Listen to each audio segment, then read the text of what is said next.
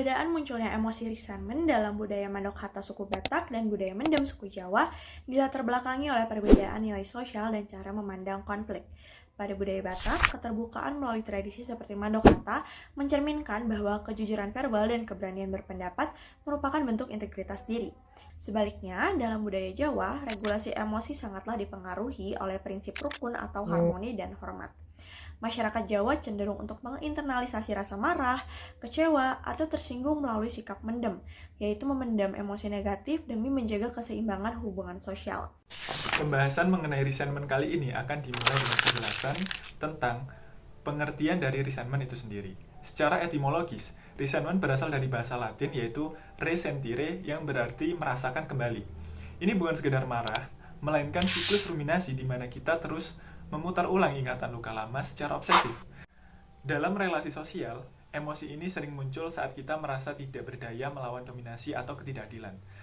Melepaskan bukan berarti melupakan, tapi memilih untuk tidak lagi membiarkan luka lama mendikte masa depan kita. Mandok Hatta secara harafiah artinya berbicara dengan kebijaksanaan. Mandok Hatta dapat juga dipahami sebagai proses budaya yang mengedepankan beberapa prinsip, seperti mediasi, dialog terbuka, kesopanan, dan juga penghargaan terhadap perbedaan pendapat antara individu maupun kelompok. Mandok Hatta biasanya dilakukan di acara-acara besar seperti acara pernikahan, syukuran, ataupun pada orang Kristen biasanya dilakukan pada acara Natal.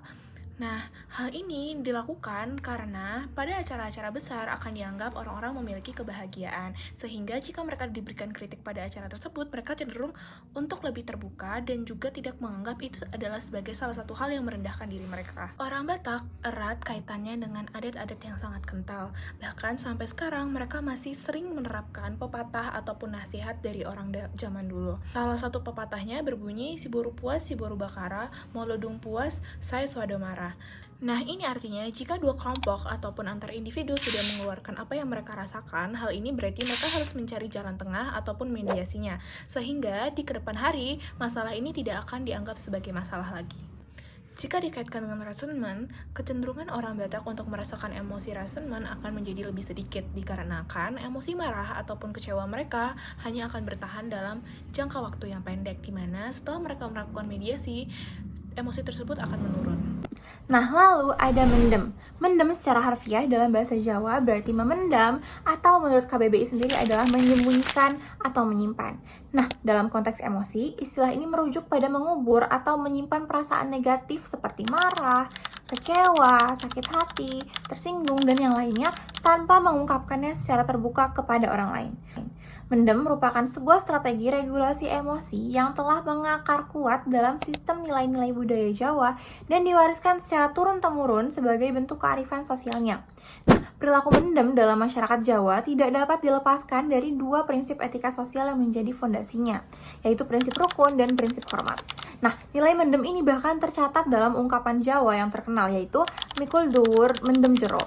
Kata mikul berarti memikul atau membawa di atas bahu, dhuwur berarti tinggi, dan mendem berarti memendam, dan jero berarti dalam.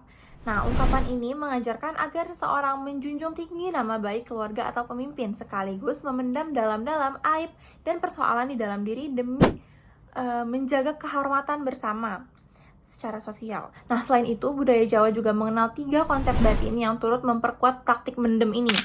Namun, mendem tidak berarti emosi itu lenyap begitu saja. Ketika seseorang dari budaya Jawa merasa diperlakukan tidak adil, diremehkan, atau dirugikan, mereka memang tidak akan mengonfrontasi pelaku secara langsung. Perasaan tersebut lantas akan dipendam, namun tidak dilepaskan. Nah, ini kerap memendam kejadian yang menyakitkan sehingga lama-kelamaan membentuk resentment yang mendalam. Dengan kata lain, mendem bukan hanya cara mengekspresikan emosi, tapi juga secara tidak langsung menjadi mekanisme yang memelihara dan memperdalam resentment itu sendiri. Halo semuanya, tadi timku udah menjelaskan konteks dan latar belakang budaya terkait emosi resentment dan memendam perasaan di budaya Jawa dan Batak. Nah, sekarang giliranku untuk membedah fenomena ini dari kacamata riset ilmiah. Bagaimana sains dan psikologi melihat perbedaan regulasi emosi ini di kedua budaya. Riset membuktikan bahwa terdapat perbedaan yang sangat signifikan dalam kemampuan regulasi emosi antara masyarakat Jawa dan suku Batak. Berdasarkan uji statistik dari beberapa studi komparatif, tingkat regulasi emosi suku Jawa terbukti lebih tinggi dibandingkan suku Batak. Mengapa demikian? Penelitian menemukan adanya korelasi negatif antara nilai budaya kolektivisme suku Jawa dengan perilaku asertif. Secara ilmiah, masyarakat Jawa cenderung menerapkan pola indirect communication, atau yang biasa kita sebut komunikasi tidak langsung. Gaya komunikasi ini ialah gaya komunikasi non-konfrontatif yang cenderung menyembunyikan perasaan. Masyarakat Jawa cenderung memendam perasaan untuk menghindari konflik demi menjaga keharmonisan dan kesopanan. Bahkan, studi linguistik membuktikan bahwa orang Jawa seringkali memilih menggunakan metaphorical expression atau kalimat metafora ketika harus menyampaikan perasaan negatif, semata-mata agar lawan bicara tidak tersinggung. Sebaliknya, riset pada kebudayaan Batak Toba menemukan pola direct communication atau komunikasi langsung yang lebih mengedepankan metode konfrontasi. Dalam budaya Batak, mengekspresikan emosi secara terbuka, termasuk rasa marah, sedih, atau frustasi, justru sangat diterima dan dihargai. Mereka secara alami tidak suka menyimpan permasalahan di dalam hati karena dianggap hanya akan menjadi beban pikiran, sehingga emosi sering dikeluarkan secara vokal. Suku Batak berpegang teguh pada prinsip lamat-lamot hat ani begu, risi-risi hataji jolma, yang berarti seseorang harus berani berterus terang dan berbicara apa adanya, meskipun terkadang terdengar menyakitkan. Karena dorongan spontanitas inilah, secara instrumen psikologis, skor regulasi emosi mereka, yaitu suku Batak, terutama dalam hal menahan emosi negatif, tercatat lebih rendah. Lalu, apa dampak saintifik dari memendam perasaan atau resentment itu sendiri? Secara konseptual, kita bisa melihat dampaknya melalui sekuensi emosi, kognisi, maupun afek. Walaupun menahan perasaan mungkin diyakini dapat menjaga harmoni di suatu budaya, riset menyimpulkan bahwa memproses luka emosional, misalnya melalui tahap pemaafan atau forgiveness, memberikan dampak positif yang jauh lebih baik bagi kesehatan mental maupun fisik. Gimana? Menarik banget kan? Ternyata latar belakang suku dan kebudayaan sangat memengaruhi bagaimana pola otak, interaksi, dan tubuh kita memproses emosi secara ilmiah.